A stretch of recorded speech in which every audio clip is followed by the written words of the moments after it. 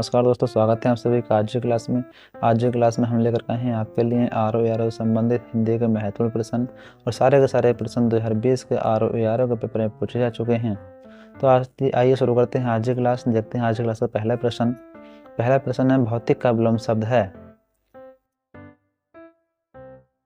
ए आध्यात्मिक, बी दार्शनिक, सी सांस्कृतिक, डी राजनीतिक। दोस्तों, भौतिक शब्द का प्रयोग हम सांसारिक वस्तुओं के लिए करते हैं और इसका उल्टा जो होता है यानी इसका विलम्ब जो हो संसार का ना हो तो उसके लिए हम आध्यात्मिक शब्द का प्रयोग करते हैं। तो ऑप्शन नंबर ए इसका सही आंसर हो जाएगा। अगला प्रश्न है प्राची शब्द का विपरीत अर्थक है, यानी इसका हमें विलम्ब बताना है। प्राची शब्द का प्रयोग हम पूर्व दिशा के लिए करते हैं, तो पूर्व दिशा का उल्टा बताना है हमें। ए उदीची, बी प्रतीची, सी नवीन, डी समीची। तो पूर्व दिशा का उल्टा पश्चिम दिशा होता है और पश्चिम दिशा के लिए हम प्रतीची शब्द का प्रयोग करते हैं। अतः ऑप्शन नंबर बी इसका सही आंसर रहेगा। अगला प्रश्न देखते हैं, प्रश्न नंबर 3। प्रश्न नंबर 3 रहेगा समष्टि का विलोम शब्द है। ए विशिष्ट, बी व्यष्टि, सी अशिष्ट, डी अपुष्टि। तो समष्टि शब्द का प्रयोग हम किसी समूह, समाज अथवा किसी संगठन के लिए करते हैं, तो उसका हमें बताना है विलोम। ए विशिष्ट, बी व्यष्टि, सी अशिष्ट, डी अपुष्टि। तो समूह, किसी समाज या संगठन का उल्टा कोई एक होता है, तो एक के लिए हम व्यष्टि शब्द का प्रयोग करते हैं। अतः ऑप्शन नंबर बी इसका सही आंसर रहेगा। अगला प्रश्न है प्रश्न नंबर 4। निम्नलिखित में से विलोम शब्दों की दृष्टि से एक युग्म गलत है वह है। ए विधि निषेध, बी आग्रह विग्रह, सी आह्वान विसर्जन, डी अम्य हलाहल। दोस्तों, विधि का विलोम निषेध होता है, आग्रह का विलोम अनाग्रह होता है, यहाँ दिया हुआ है विग्रह। तो हमारा ऑप्शन नंबर बी इसका सही आंसर रहेगा, क्योंकि आग्रह का विलोम अनाग्रह होता है और विग्रह का विलोम संधि होता है। आह्वान का विलोम विसर्जन होता है और अम्य का विलोम हलाहल होता है। अम्य बोलते हैं हम अमृत के लिए और हलाहल बोलते हैं हम विष के लिए। अतः ऑप्शन नंबर बी इसका सही आंसर रहेगा। अगला प्रश्न है प्रश्न नंबर 5। विलोम शब्द की दृष्टि से इनमें से सही युग्म है। ए आकीर्ण विकीर्ण, बी इप्सित अभिप्सित, सी आद्रत निराद्रत, डी दोष सदोष। दोस्तों, ये विलोम शब्द की दृष्टि से हमें बताना है कौन सा युग्म सही होगा इनमें से। बाकी के 3 गलत हैं। दोस्तों, आकीर्ण का अनाकीर्ण होता है और विकीर्ण का सकीर्ण होता है सही। तो हमारा ये ऑप्शन गलत हो गया। बी है इप्सित अभिप्सित। तो इप्सित का उल्टा जो होता है विलम्ब अनिप्सित होता है ना कि अभिप्सित, तो हमारा ये भी गलत हो गया। सी है आद्रत अनिराद्रत। तो आद्रत का विलोम हमारा आद्रत का हमारा विलोम जो होता है वो निराद्रत होता है। हमारा ये सही हो गया। तो ऑप्शन नंबर सी इसका सही आंसर रहेगा। डी है दोष दोष। दोष का उल्टा जो होता है वह गुण होता है, इसलिए हमारा ये भी गलत हो गया। तो ऑप्शन नंबर सी इसका सही आंसर रहेगा। अगला प्रश्न है शुद्ध वर्तनी वाले शब्द का चयन करें। ए दे दीप्यमान, बी दे दीप्यमान, सी दे दीप्यमान, डी दे दीप्यमान। दे दीप्यमान। दोस्तों, दे दीप्यमान में एक मात्रा आती है और आधा पे आता है, तो ये एक मात्रा और आधा पे ऑप्शन नंबर बी में है। तो ऑप्शन नंबर बी शुद्ध वर्तनी वाला शब्द जाएगा हमारा दे दीप्यमान। ऑप्शन नंबर बी इसका सही आंसर रहेगा। अगला प्रश्न देखते हैं, निम्नलिखित में से अशुद्ध, इसमें हमें अशुद्ध बताना है। इससे पहले हमने शुद्ध बताया था, इसमें बताना है हमें शुद्ध। निम्नलिखित में से अशुद्ध वर्तनी वाला शब्द है। ए कौतूहल, बी अंधकार, सी निरपेक्ष, डी पौराणिक। दोस्तों, कौतूहल भी हमारा ठीक हो गया, अंधकार भी लिखा हुआ ठीक है और निरपेक्ष भी हमारा लिखा हुआ सही है, जबकि पौराणिक में हमारी छोटी की मात्रा आएगी। पौराणिक लिखा जाता है इस प्रकार से।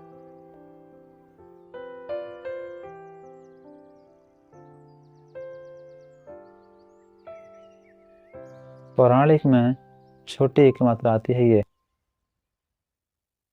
और क।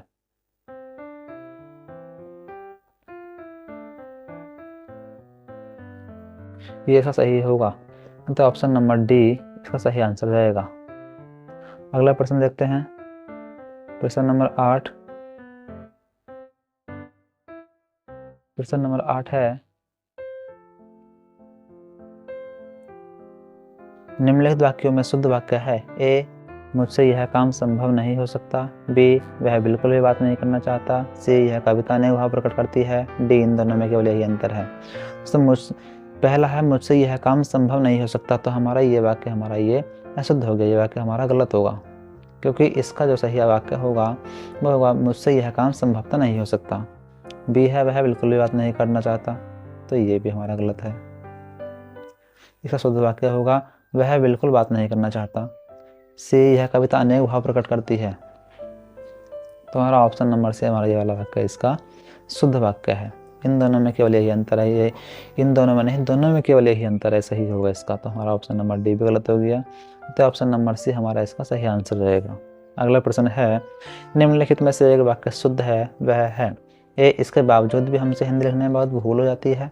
बी, इसके बावजूद भी हमसे हिंदी लिखने में बहुत भूलें हो जाती है। सी है इसके बावजूद भी हम लोगों से हिंदी लिखने में बहुत भूल हो जाती है। डी है, इसके बावजूद हम लोगों से हिंदी लिखने में बहुत भूलें हो जाती हैं।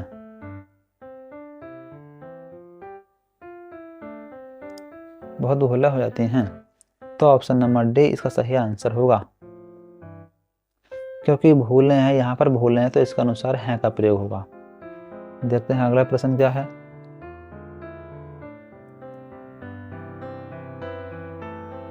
प्रश्न नंबर 10 है,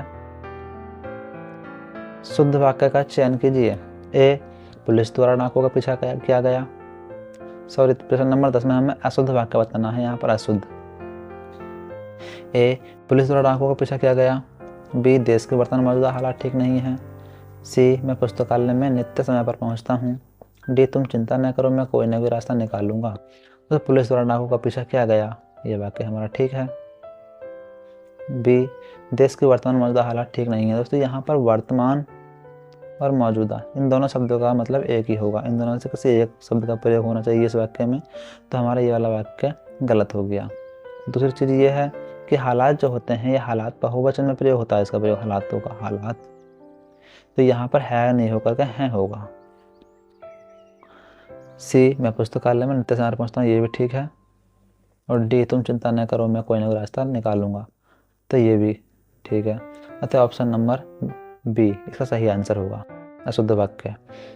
अगला प्रश्न है, प्रश्न नंबर 11 है, परंपरा से चली आ रही बात के लिए प्रयुक्त होने वाला शब्द होगा। तो दोस्तों कोई भी बात या कोई भी कहावत परंपरा से चली आ रही होती है, तो हमें उसके लिए बताना है कि एक शब्द उसके लिए क्या होगा।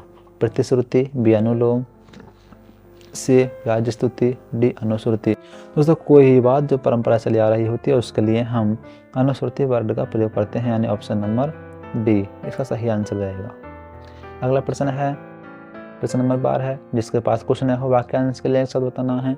तो जिसके पास कुछ ना हो यानी कि जो बिल्कुल ही कंगाल हो, इसके पास कुछ ना हो, उसके लिए हमें बताना है एक शब्द। ए, अक्षम, बी, अज्ञ, सी, असमर्थ, डी, अकिंचन। तो जिसके पास कुछ ना हो उसके लिए हम अकिंचन शब्द का प्रयोग करते हैं।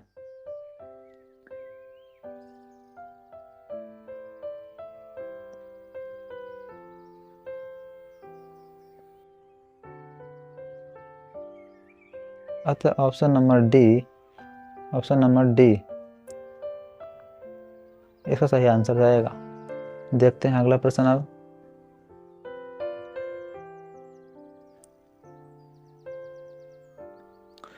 प्रश्न नंबर 13 है,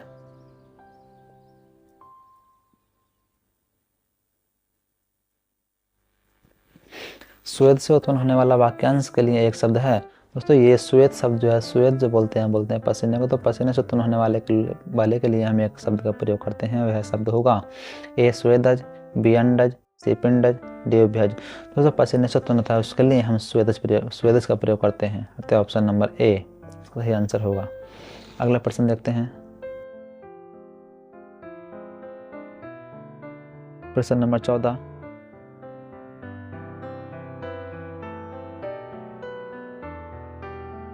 प्रश्न नंबर 14 है, अपरिणित शब्द निम्नलिखित में से किस वाक्यांश के लिए प्रयुक्त होता है। ए, जिसका परिणाम न निकलता हो, बी, जिसका विवाह न हुआ हो, सी, जिसका विवाह हो चुका हो, डी, जो देखने प्रीति करने हो। दोस्तों अपरिणित शब्द, ये जो शब्द है हमारा अपरिणित, इसका प्रयोग हम जिसका विवाह न हुआ हो उसके लिए करते हैं, अतः ऑप्शन नंबर बी इसका सही आंसर रहेगा। अगला प्रश्न है, निम्नलिखित में से वाक्यांश के लिए दुर्निवार, ये शब्द है दुर्निवार, दुर्निवार शब्द का प्रयोग होता है किसके लिए करते हैं? ए जिसे दूर करना कठिन हो, बी जिस पर वार करना कठिन हो, सी जिसे देख पाना कठिन हो, डी जिसे जीत पाना कठिन हो। तो दुर्निवार शब्द का प्रयोग हम इन चारों में से किसके लिए करते हैं, देखते हैं। दुर्निवार का प्रयोग हम जो करते हैं वो जिसे दूर करना कठिन हो उसके लिए हम करते हैं, तो ऑप्शन नंबर ए इसका सही आंसर रहेगा। अगला प्रश्न देखते हैं, प्रश्न नंबर 16 है, निम्नलिखित में से तत्सम शब्द है? ए दही, बी गयंद, सी जीर्ण, डी गाहक। दोस्तों दही जो है दही तद्भव शब्द है, गयंद भी तद्भव शब्द है, जबकि जीर्ण जो है ये तत्सम शब्द है, क्योंकि जीर्ण का जो होता है वो झीना होता है तद्भव शब्द, अतः ऑप्शन नंबर सी इसका सही आंसर रहेगा। अगला प्रश्न है 17, अग्रहण का तत्सम रूप कौन सा है? ए अग्रहायण, बी आग्रहण, सी आग्रहण, डी अग्रासन। दोस्तों अग्रहण का जो तत्सम रूप होगा वह होगा अग्रहायण, क्योंकि अग्रहण तद्भव शब्द है, ऑप्शन नंबर ए इसका सही आंसर रहेगा। अगला प्रश्न है प्रश्न नंबर 18,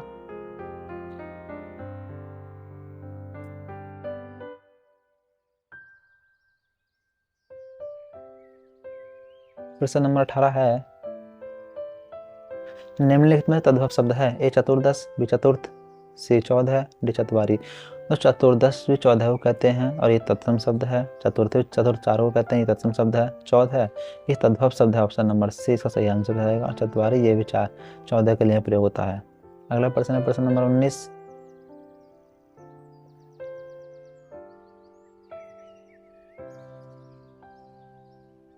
प्रश्न नंबर 19 है, अभ्यंतर का तद्भव शब्द है, अभ्यंतर तत्सम है तो हमें बताना है इसका तद्भव। ए अंदर, बी भीतर, सी बाहर, डी गहरा।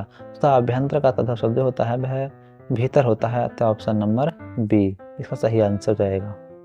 अगला प्रश्न है प्रश्न नंबर 20, करपट, करपट का तद्भव रूप। करपट जो है वो तत्सम शब्द है, हमें बताना तद्भव इसका, यानी संस्कृत भाषा का शब्द है ये। ए कपट, बी कारपेट, सी कपूर, डी कपड़ा। तो करपट का जो तद्भव रूप होता है वह कपड़ा होता है, अतः ऑप्शन नंबर डी इसका सही आंसर रहेगा। अगला प्रश्न देखते हैं प्रश्न नंबर 21, प्रश्न नंबर 21 है, यह बहुत खाता है, नहीं यह बहुत खाता है, इस वाक्य में बहुत शब्द किस प्रकार का विशेषण है? यह बहुत खाता है, यह वाक्य जो है इसमें हमें बताना है कि बहुत जो है वो विशेषण कौन सा है। ए निश्चित परिमाणवाचक विशेषण, बी निश्चित संख्यावाचक विशेषण, सी तुलनात्मक विशेषण, डी अनिश्चित परिमाणवाचक विशेषण।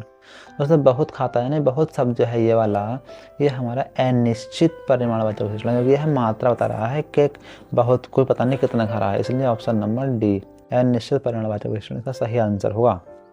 अगला प्रश्न है, निम्नलिखित वाक्यों में से वह वाक्य चुनिए जिसमें गुणवाचक विशेषण का प्रयोग किया गया है।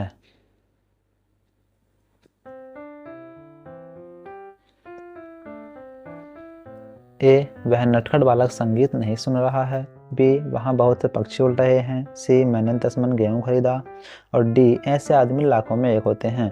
दोस्तों इसमें वह नटखट, यानी नटखट जो है ये नटखट शब्द, ये जो नटखट शब्द है ये है हमारा गुणवाचक विशेषण, तो हमारा ऑप्शन नंबर ए इसका सही आंसर रहेगा।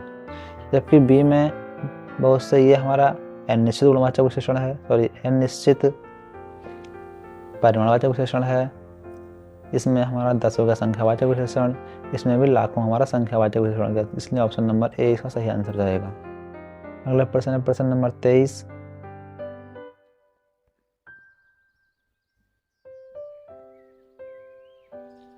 प्रश्न नंबर 23, सतीश चंचल बालक है, इस वाक्य में चंचल शब्द, यानी सतीश चंचल बालक है, इसमें ये चंचल शब्द है, हमें इसको बताना है ये क्या है। ए विधेय विशेषण, बी सार्वनाम विशेषण, सी गुणवाचक विशेषण, डी प्रविशेषण।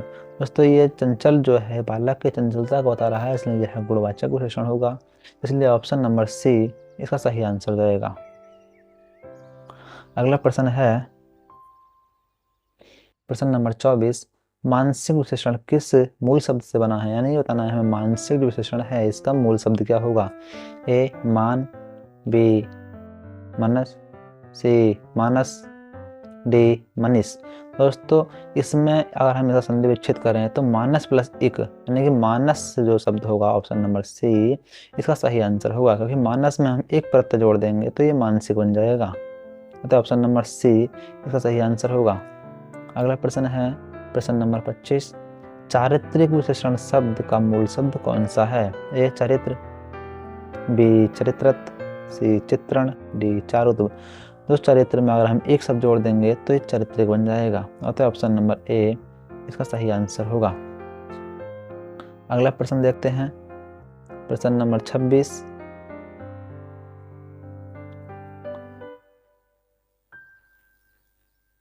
प्रश्न नंबर 26 है मीमांसा का सही पर्यायवाची शब्द है।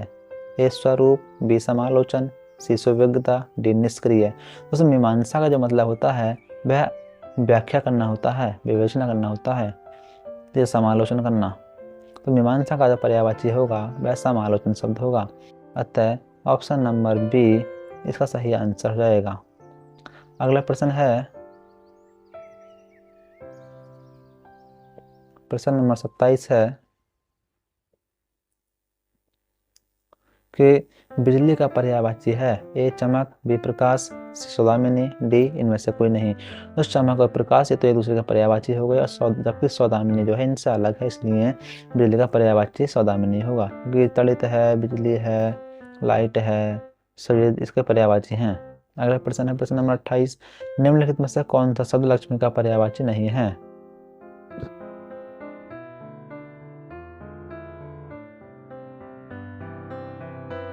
निम्नलिखित में से कौन सा शब्द लक्ष्मी का पर्यायवाची नहीं है, लक्ष्मी का हमें बताना है। ए रमा, बी कमला, डी इंद्रा, सी इंद्रा, डी भारती।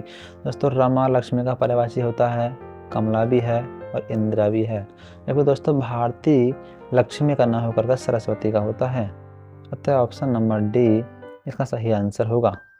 अगला प्रश्न है निम्नलिखित में से कौन सा शब्द कपड़ा का पर्यायवाची नहीं है। ए वस्त्र, बी वसन, सी पट, डी वासन। दोस्तों वस्त्र कपड़ा का पर्यायवाची शब्द है, वसन भी है और पट भी है, पीत भी होता है, और जबकि वासन कपड़ा का पर्यायवाची नहीं होता, तो ऑप्शन नंबर डी इसका सही आंसर जाएगा। अगला प्रश्न है प्रश्न नंबर 30, निम्नलिखित में से कौन सा शब्द मेघ का पर्यायवाची नहीं है। ए पयोधर, बी जलधर, सी वारिधर, डी दामोदर। दोस्तों मेघ का पर्यायवाची पयोधर भी होता है, जलधर भी होता है, बादल भी होता है और वारिधर भी होता है, जबकि दामोदर मेघ का पर्यायवाची नहीं है, अतः ऑप्शन नंबर डी इसका सही आंसर हो जाएगा। दोस्तों आज के लिए इतना ही था, जुड़े रहिए अगली वीडियो के लिए हमसे, और अधिक से अधिक हमारे चैनल को सब्सक्राइब शेयर कीजिए। दोस्तों आगे जो हम 30 क्वेश्चन लेके आएंगे और वो भी 2020 के ROAR में पूछे जा चुके हैं, सारे के सारे प्रश्न ये आए हुए हैं।